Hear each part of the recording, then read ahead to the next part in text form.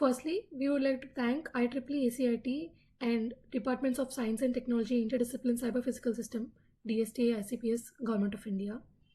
So our research is about developing advisory framework to interconnect distributed water bodies targeting agriculture farms. This is the outline of our presentation. As we all know that water is an extremely essential need for human beings. However, rapid depletion of these water resources is threatening the sustainability of livelihoods, especially livelihoods that are water and agriculture dependent.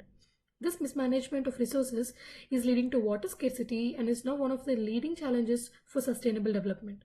This challenge will become more pressing as the world's population continues to grow. In this context, it is highly essential to have a flexible yet optimum water distribution system that can be modified periodically on the needs. In order to address the above problems, our paper proposes a novel advisory framework named as Zobana Jala Sambada, representing smart water interconnection, which provides an automated solution as compared to manual pipelining mechanisms. The proposed framework arrives at a solution space that connects multiple sources and destination points, considering different parameters of interest such as low cost, less distance, low pumping power, geographical constraints, etc.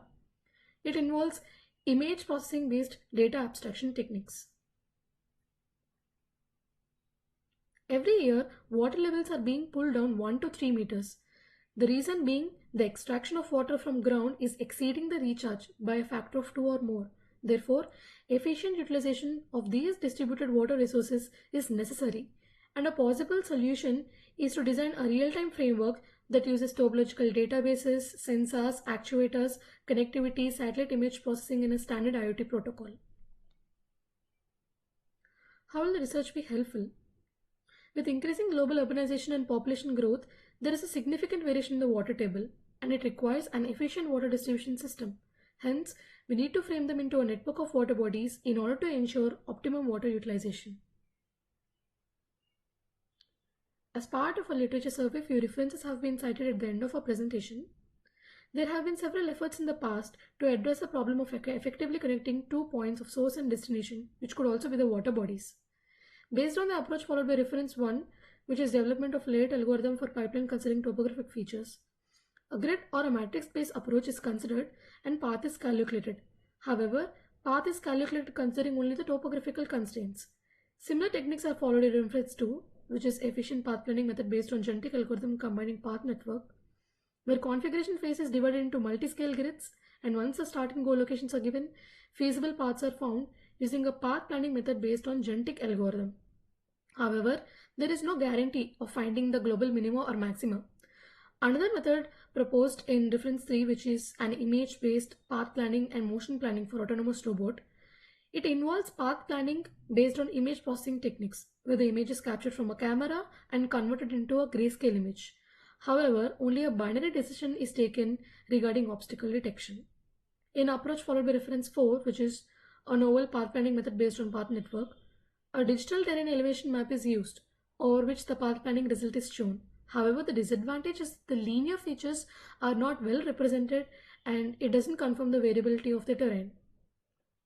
So, none of these techniques actually satisfy the requirements of real-time, generic, scalable yet adaptive pipeline suggestion model in a constrained environment. Our paper proposes a generic framework, Zobana Jala Sambada, primarily to provide a low-cost, optimal, scalable algorithm in a constrained environment using image processing mechanisms. The ZJ's framework and the submodules proposed in this paper are shown in this block diagram. ZJS is modeled by integrating both image processing and route planning algorithms to make it more generic and function in all cases. Once the satellite image is taken as the input, it is divided into grids, and each grid is assigned a cost value based on the cost function. This cost function is governed by several attributes of the terrain. And these grids are then framed into a traversal matrix.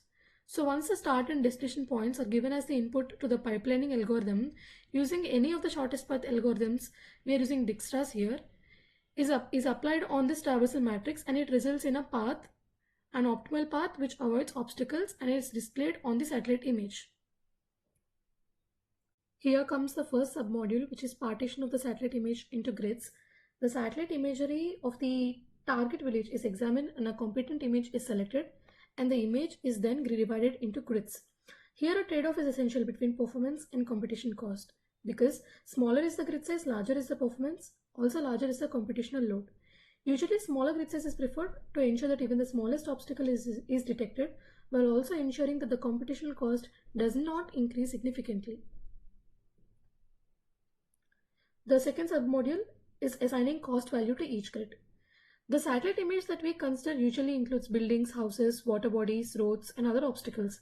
The objective is to choose areas that would result in low-cost pipelaying.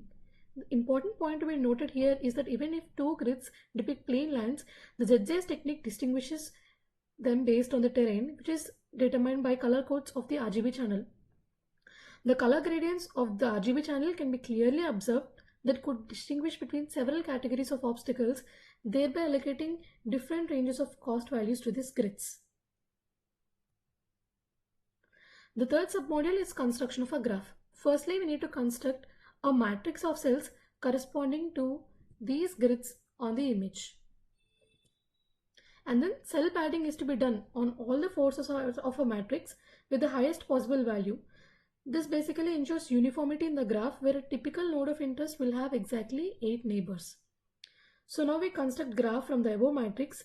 It is constructed in such a way that each cell in the matrix is made into a node, and each node will have 8 adjacent nodes. Also, constant edge length is maintained between two nodes. That is, distance between node I to node j is equal to the distance between node j to node I, which is equal to the summation of values in node I and node j. In this example, the input node is given as 1,1 and the destination node is given as 3,3. After implementing ZJs on this graph, it results in a path whose cost is 10 plus 11, which is 21, and the path is 1,1, 2,2 and 3,3. Coming to the case-wise discussion of results, first comes a simple case of greenery and rocky terrain. The greenery is considered as the region of interest and the rocky terrain is considered as the obstacle. By observing the color gradients in the RGB channel of the image, the value of G is inversely proportional to the intensity of greenery in that area. Therefore, the grid is assigned a value equal to the average value of G of all the points within a grid. Here, the resultant path between two grids, which are assumed to be the source and destination water bodies, is shown in green color. Next case involves ZJ's implementation at village level.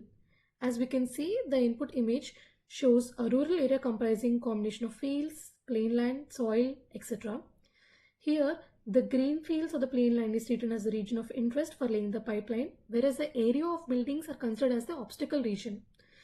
Through visual interpretation of the color gradients within the image, the geographical nature of the image is depicted and adaptive thresholds are maintained using the variables in the algorithm. Here, the resultant path between two grids, which are assumed to be the source and destination water bodies, is shown in the green color. This case shows ZJ's implementation on a semi-urban area with a combination of densely populated buildings along with green patches and roads. Here, the ZJs provides multiple paths in the same image, given multiple sets of source and destination, thereby connecting multiple water bodies, and this path is shown in green color. So, in order to find a path between a source and destination, generally there can be three kinds of paths: straight path, unconstrained path, constrained path. Straight path is between source and destination using only the four standard directions of left, right, top, bottom. Whereas unconstrained path is the shortest path between the source and destination. ZJs results in a constrained path, that is, it results in a constrained yet optimized path by avoiding obstacles. Few observations to be noted here are: the route savings reduction from a straight path to unconstrained path is 45%, and route savings reduction from straight path to constrained path is 36%. Route savings increment from unconstrained to constrained path is 16.6%. The results of ZJ's framework is compared with the existing pipeline of a known location, Sri City, as part of the case study. Sri City is an integrated business city of 8,000 acres in the border of two South Indian states of Andhra Pradesh and Tamil Nadu. To begin with, the satellite images obtained from Sri City were first cross-verified with the existing geographical layout. The above picture depicts the manual pipelining mechanism. After implementing ZJS, it resulted in a pipeline between Tangsy and Tripleti Sri City, which is significantly less than the existing pipeline between them. It showed significant improvement in terms of distance reduction, up to 36%, and also reduced infrastructure and requirement for connecting different water bodies. Few challenges that we came across while implementing ZJS are selection of grid size in the algorithm, where a trade-off needs to be established between the performance and computation. Also maintaining adaptive thresholds for different cases of satellite image.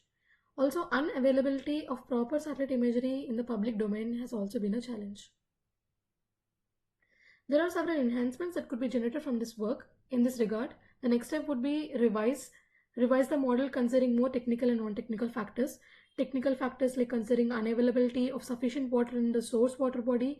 Non-technical factors like when an owner or a farmer is not willing to lay a pipeline through his or her land. Test and analyze ZJ's performance across different city or district level routes, taking into account several more layers of obstacles and constraints. Automate the selection of proper kit size depending on the size of obstacles in the image. On an overall, the paper proposes a smart advisory framework for interconnecting different water sources such as ponds, lakes, wells, etc., thereby providing an adaptive, scalable, and low-cost path for optimal pipelining mechanisms. Also, the performance of the proposed advisory route laying mechanism is validated through a real-world deployment, which showed significant improvement in terms of reduction up to 36%. Thank you.